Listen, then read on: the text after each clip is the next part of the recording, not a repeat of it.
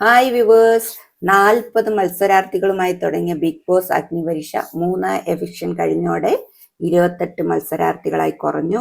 ഇന്നത്തെ ടാസ്ക് എന്ന് പറഞ്ഞാൽ 4 ഇൻഫിനിറ്റി പെൻഡന്റ് കിട്ടിയ ടീമിൽ അവരെ സ്റ്റേജിലേക്ക് വിളിച്ചു വരുത്തി ബാക്കിയുള്ളവരെ വെച്ചിട്ട് 4 ഗ്രൂപ്പുകളാക്കി മാറ്റുന്നു. അതിൽ 4 ഗ്രൂപ്പിൽ നിന്ന് 2 ഗ്രൂപ്പുകൾ തമ്മിലാണ് മത്സരം. അതായത് ലാലേട്ടന്റെ ഫേവറേറ്റ് ടാസ്കായ എം ഓർ യക്ക് ആയിരുന്നു. അതായത് ഭക്ഷണ പദാർത്ഥങ്ങൾ കൊണ്ടുവന്ന് എതിർ ടീമിനെ മനസ്സിലാകാത്ത വിധത്തിൽ എക്സ്പ്രഷൻ ഇട്ട് അത് എം ഓർ യക്ക് എന്ന് പറയിപ്പിക്കുക.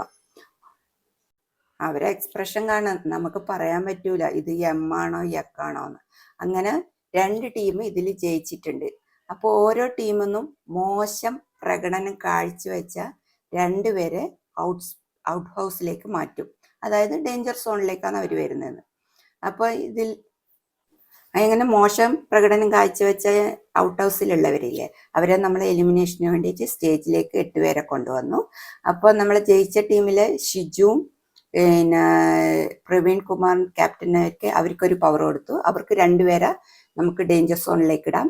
അത് ഒന്ന് ഷിബിനിയും ഒന്ന് ഷിജിനുമായിരുന്നു വന്നത്. അങ്ങനെ അവർ 2 കൂടി ചേർന്നപ്പോൾ 10 പേര് ഡേഞ്ചർ സോണിൽ വന്നു.